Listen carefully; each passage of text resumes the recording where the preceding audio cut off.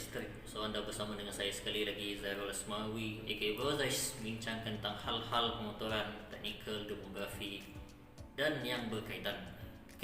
So untuk hari ini saya akan sharekan kepada korang apa efek PKP pada mak-mak motor. Kedua, pada industri pemotoran, macam mana dengan owner-owner bengkel, supplier spare part.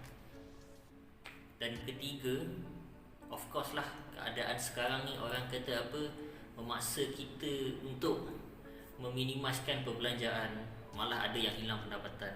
So macam mana nak solve? So 3 perkara ni saya akan ulas dengan pendek. Don't worry.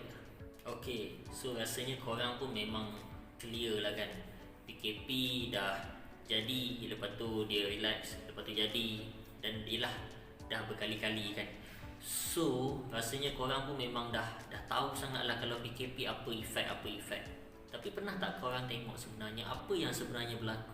Saya tak nak cerita orang kata the whole thing. Saya cuma nak fokuskan kepada golongan-golongan mak motor dan juga owner-owner bengkel. Apa yang jadi kat dia orang?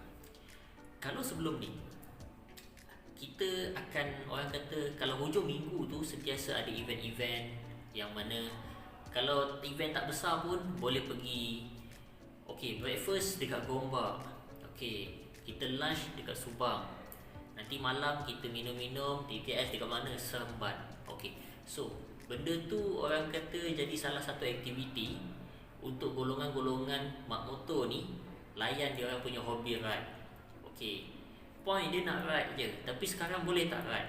Of course tak boleh. Sebab apa? Kedai-kedai yang biasa kita nak pergi minum, nak pergi makan tu semuanya tutup.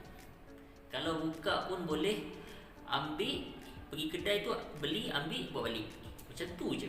So affected tak? Aktiviti ride memang dah tak ada. Sehubungan dengan tu, event-event motor besar pun dah tak ada. Kalau korang tengok baru ni ada nak buat apa? KRO kan? Bukan KRO, Retromania. Itulah lama sangat dah PKP kot. So Retromania boleh buat? Tak boleh buat. Even padahal kalau korang tengok dia punya hadiah bukan kecil-kecil anak lebih. Suzuki JSX tak silap saya 750. And then sekarang ni apa? Cabutan bertuah secara online. Nak buat macam mana? PKP. Kalau buat event-event besar macam ni, biasanya rider-rider daripada seluruh Malaysia ni akan datang lah ke location tu kan. Tapi sekarang rentas daerah pun tak boleh, ini kan pula nak rentas negeri. So affected dia apa? Industri motor yang affected. First, biasa orang kalau nak pergi event besar, dia akan standby motor dia. Wah, memang cantik lah aksesori ni. Ada yang belum servis, dia akan pergi servis. Ada yang orang kata motor tak cukup sifat, dia akan cukupkan sifat. Ada orang kata motor ni nampak biasa, apa, why not kita syiritkan sikit rupa dia. Nampak tak? So motor-motor yang macam ni, golongan-golongan yang macam ni dah tak boleh nak buat dah. Sebab apa? Kalau dia buat pun motor parking kat rumah, motor status parking. Apa boleh buat brother? Nampak tak? So memang orang kata tak best lah. Tapi kita kena hadap juga lah benda ni, sebab siapa kita. Jadi efek daripada tu, korang tengok event organizer, siapa-siapa yang bisnes dia buat event organizer, dia organize event. Contoh dia buat Retromania, apa lagi, Santai Anak Utara, apa lagi kan, macam-macam event motor. So sekarang ni dah terbengkalai lah. Dah tak boleh nak buat. Dia orang sewa kemah dah tak boleh buat. Siapa lagi, DJ untuk event pun dah tak boleh cari makan sekarang. Harap-harap kau kena buat DJ dekat apps yang boleh bagi duit dah. Apa apps dia? Korang cari je sendiri. So dah jadi macam tu. Apa nak buat sekarang? Bengkel nak macam mana bengkel? Kalau motor pun dah, orang kata dah level parking, ada sebab tak dia nak start motor pergi bengkel? Tak ada weh. Betul-betul lah kalau dia ulang-alik pergi kerja, adalah orang kata proses-proses penukaran part-part yang rutin. Ataupun mungkin nak masuk, bukan masuk tiup, masuk cacing dekat tayar. Logik lah dia datang bengkel. Tapi motor pun dah parking, nak make up cantik-cantik pun tak ada objektif, tak ada event yang nak pergi pun. So macam alahai, dia macam tak ada mood dah tak ada. So bengkel pun customer kurang. So customer dah kurang, macam mana nak buat? Betul tak? Atas jalan raya pun motor dah tak banyak, kereta pun dah tak banyak macam dulu. Roadblock pun sana sini. So dan memang kita tak dibolehkan pun untuk pergi mana-mana. Seelok-eloknya duduk kat rumah. So nampak tak? Industri pemotoran dia, orang-orang yang jual motor pun, kalau korang tengok kan, kedai-kedai jual motor pun sekarang ni dah, orang kata offer dah lain macam. Zero deposit lah, apalah. Sebab apa? Orang tak nak beli. So kalau dia letak standard mahal, siapa nak beli? So dia memudahkan lah cara nak beli motor tu. Okay, lepas tu korang tengok lagi dekat social media, of course, berapa banyak mak-mak motor nak jual motor sekarang. Double R nak jual, RZ nak jual, 125Z nak jual. Ada yang letak harga Double R saya tengok sampai 4,000. So saya faham memang dia terdesak duit lah tu. Okey, betul. Keadaan sekarang memang susah. Payahlah nak katakan. Kalau dapat survive tu kira padu lah. Okey, tapi sebenarnya masih ada golongan-golongan yang orang kata survive steady. Betul, masih ada. Tapi apa syarat dia? Syarat dia, kalau sebelum ni korang kerja biasa kan, tak kisahlah kerja apa-apa, tiba-tiba affected due to COVID, gaji kena potong separuh. Normal lah dekat Malaysia, gaji kena potong separuh due to COVID ni kan. Apa jadi lepas tu? Korang buat apa? Apa solution? Adakah korang duduk dekat rumah merintih menangis, menyalahkan itu ini, berharap nak tukar kerajaan ke apa ke? Oh, kalau korang golongan yang macam tu, memang tak selesai masalah. Apa nak buat supaya selesai? Korang kena fikir jalan penyelesaian. Okey, apa jalan penyelesaian yang ada kat dalam Malaysia ni? Okeylah, saya buka cerita. Banyak gila peluang. Korang boleh pergi sana ada peluang, pergi situ ada peluang. Sebenarnya peluang ni ada tau beribu. Sama ada korang ni, kita ni kan, ambil peluang tu ataupun tak. Atau sekadar tengok je macam peluang terlalu kan. Macam tu je macam. So tak jadi apa-apa kan. Okay, saya boleh share sebab apa. Saya dulu kerja makan gaji juga. Lepas tu saya dah berhenti daripada dunia makan gaji. Sekarang saya full commission base. Dan ada yang kata, oh tak apa lah, subscriber ramai. Okay, untuk pengetahuan, income saya tak besar pun daripada YouTube. Tak besar pun. Dan main income saya adalah daripada bisnes yang saya buat sekarang. Saya terlibat dalam bisnes insurans bisnes. So saya wakil daripada syarikat Allianz. So apa yang saya buat adalah, okay, PKP ni kan, pandemik ni, orang punyalah takut dengan virus. So apa yang terjadi adalah secara tiba-tiba lambakan golongan-golongan kat luar sana, manusia-manusia yang nak apply insurans ramai gila. Dan benda ni memang betul-betul terjadi. Nak jumpa klien tak adalah sesibuk yang sekarang. Sekarang ni jadi sibuk. Sebab apa? Tiba-tiba orang tanya. Dia tak adalah nak beli, tapi dia tanya dulu. Dia tanya. End up memang dia akan beli juga sebab dia dalam proses survey. Tak ada masalah. So kalau kita tengok industri lain, dia macam naik turun kan. Bila pandemik dia turun habis. Kacau, memang kacau. Ada yang elok-elok buka bengkel motor, tiba-tiba pandemik, customer tak berapa ada, pergi hantar makanan. Tak ada masalah pun hantar makanan, tapi nampak tak berubah daripada bengkel motor dia pergi ke hantar makanan. Okey, itu solution yang dipilih. Macam apa yang saya buat adalah, saya betul-betul fokus dalam bidang insurans yang saya buat sekarang. So, dan income dia memang steady. Sebab apa? Pandemik ke tak pandemik ke, orang tetap akan beli insurans. Orang tetap akan dapatkan plan insurans. So itulah yang saya buat sekarang. Dan sekarang pun saya dalam proses untuk train beberapa candidate. Kenapa saya suggest peluang insurans business macam yang saya buat ni? First, pandemik ke tak pandemik, orang tetap akan dapatkan plan insurans. Itu yang pertama. Yang kedua, di saat orang lain income jatuh drop, mostly agent insurance income dia orang masih steady. walaupun dia orang sebulan tak keluar rumah. Ketiga, sekarang ni buat kerja betul-betul online je. Korang ada modal apa tau? Ada handphone, ada internet, dah boleh jumpa klien melalui online appointment, online meeting. So kita nak meeting dengan management pun online, kita jumpa klien pun secara online. Kadang-kadang kalau internet tak ada, kita call, dan proses submission plan semuanya online. Pandemik ke tak pandemik, kita tetap boleh bekerja macam biasa. So that's why kita tengok pendapatan ejen insurans tak terjejas.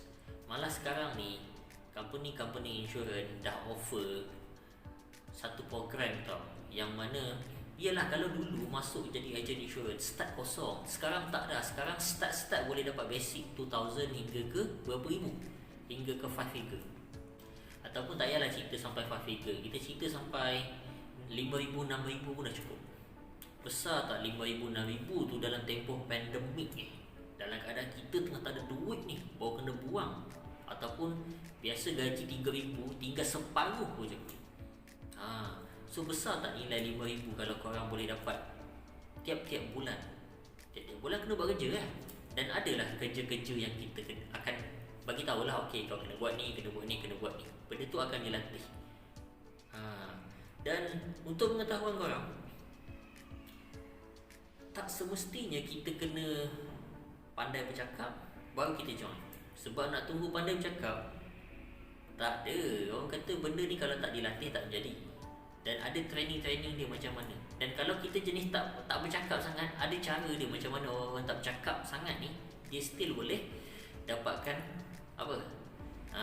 Dapatkan orang yang nak plan insurance. Dia ada cara dia. Sebab sekarang ni marketing pun ada banyak, macam-macam cara. Dan income memang steady. Itu apa yang saya boleh cakap. Dan syukur sekarang, okey, dulu saya kerja oil and gas, so should be income saya dekat oil and gas memang sangat-sangat steady lah. And now income saya dekat dalam insurance business lebih daripada tu. Nampak tak? Di saat orang lain dekat online oil and gas sekarang ni dia macam dah start goyang. Adakah aku akan kena buang? Adakah aku akan dihantar pulang ke HQ sebab site dah tak perlukan orang? So saya tak ada kerisauan yang macam tu. Okay, saya open benda ni for those yang sekarang ni tinggal dalam KL dan Selangor. Okay, kepada yang tinggal di luar KL dan Selangor, saya dalam proses untuk mendapatkan macam mana untuk kita train mereka-mereka yang duduk dekat luar KL dan Selangor. Ada cara dia, saya akan bagi tahu kemudian. Dan kalau korang duduk dekat luar KL dan Selangor tapi macam aku nak gak buat macam bro ni kan, dia dulu kerja, sekarang dah kerja sendiri, tapi tak duduk dekat KL, tak duduk dekat Selangor. Dia nak budak-budak KL dan Selangor je. Tak ada hal, contact je saya dulu. Saya akan bagi tahu macam mana kalau you duduk dekat luar KL dan Selangor, dan kita akan buat. Contact je saya dahulu. Yang penting sebenarnya korang nak buat. Kalau tak nak buat, tak ada point lah. Dan offer ni saya bukannya offer kepada orang yang pernah duduk bidang sale, kepada orang yang pernah kerja jual-jual penapis air ke, tak. Sesiapa je yang nak join, as long korang ada SPM korang tu ada lah kan. Dan orang kata ada CJ SPM lah boleh lah join bisnes ni. Bisnes ni orang kata memang betul, bang, kalau betul lah income boleh tinggi kan, kenapa nak masuk tak perlu diploma, tak perlu degree? Sebab apa? Sebab ini adalah perniagaan tau. Perniagaan. Okey, kau nak niaga nasi goreng, perlu ke kau ada diploma? Tak perlu. Kau dah ada diploma ni sebenarnya kalau kau nak kerja makan gaji dan income kau besar. Tapi kalau kau nak berniaga, sebenarnya cukup sekadar kau ada SPM pun dah memudahkan macam-macam proses lah untuk kau mendapatkan itu dan ini. Kadang-kadang SPM tu perlu. Dan insurance business ni adalah yang mana kita akan attach with insurance company. So that's why kita perlukan SPM certificate. So saya akan guide macam mana nak buat 2,000, 3,000, 4,000, 5,000 dan lebih. Dan yang betul, ada saya ada colleague lah, level-level leader kan, yang mana diorang ni income puluh ribu. Even dalam pandemik, tengah-tengah pandemik pun steady lagi income. So benda tu memang boleh dicapai. Dan kalau korang tanya, senang ke bos? Senang ke buat bisnes insurans ni? Saya punya style, saya takkan cakap bisnes ni senang. Sama macam kerja lain perlukan disiplin, bisnes ni pun perlukan disiplin. Kalau korang tak ada disiplin, sorry, memang tak boleh go. Okay, itu first. Yang kedua, memang betul-betul nak buat. Kalau setakat nak cuba-cuba je, bahaya. Biasanya tak, orang kata tak boleh nak pergi jauh. Tak salah cuba, cuma orang kata bila kita buat decision, memang kita kena okay, aku betul-betul nak buat sampai berjaya. Dan kalau korang tanya balik, bang, berapa income boleh paling tinggi? Benda ni unlimited tau. Tapi setakat yang saya tahulah, yang paling tinggi dalam company kita orang 800,000 sebulan. Saya cerita je kan. Dan dia memang pembayar income tax yang setia lah kan. Of course lah, dah gaji mahal takkan nak lari income tax. Betul tak? Jadi memang boleh pergi jauh. Dan kerja dia, katalah sebelum ni korang kata tak pernah lah bang nak pakai baju collar, tak pernah nak pakai kemeja. Tak apa, jangan risau. Korang, ini peluang untuk korang pergi ke level-level yang macam tu. Inilah peluang dia. Dan ada juga yang cakap, bang, saya bukan tak nak kerja bagus-bagus bang, tapi saya belajar pun SPM je, Form 6 pun tak habis, pergi diploma pun tak habis, so belajar pun tak pandai bang. Okay, tak mungkin lah abang boleh tengok saya pegang title senior executive dekat bank, dekat company financial. Okay, sebenarnya bukan tak boleh, korang tak tahu cara je. Ini adalah salah satu platform yang mana korang boleh pergi ke level itu, malah lebih tinggi pada tu. Ini salah satu platform, saya share kat korang ni. So, jangan cakap insurans punya bisnes adalah satu-satunya bisnes yang boleh korang further. Tak. Investment boleh further. Apa lagi? Hartanah boleh further. Apa lagi? Wasiat pun boleh further. Insurans salah satu. Cuma orang kata untuk permulaan jangan buat banyak-banyak. Fokus satu dulu. Fokus sampai orang kata satu kerja ni dah orang kata betul-betul make money lah kan. And then barulah kita nak tambah benda-benda lain. Macam tu. Fokus. For those yang betul-betul nak bagi komitmen, saya buka peluang. Untuk tahun ni saya nak 6 orang candidate untuk saya train secara personal. Malah bukan saya saja yang train, kami ada akademi yang akan train korang untuk sukses dalam bidang ni. Saya tak cakap kosong, saya dah melalui apa yang saya cakap ni. Sukses itu manis. Okey, tak ada apa yang saya nak cakapkan lagi. Saya tak nak cakap benda-benda yang klise. Bisnes insurans ni senang, cepat kaya. No. Mencabar, perlukan disiplin, nekat, betul-betul nak buat, tak putus asa, memang boleh kaya. Jumpa lagi untuk video-video akan datang. Bye-bye.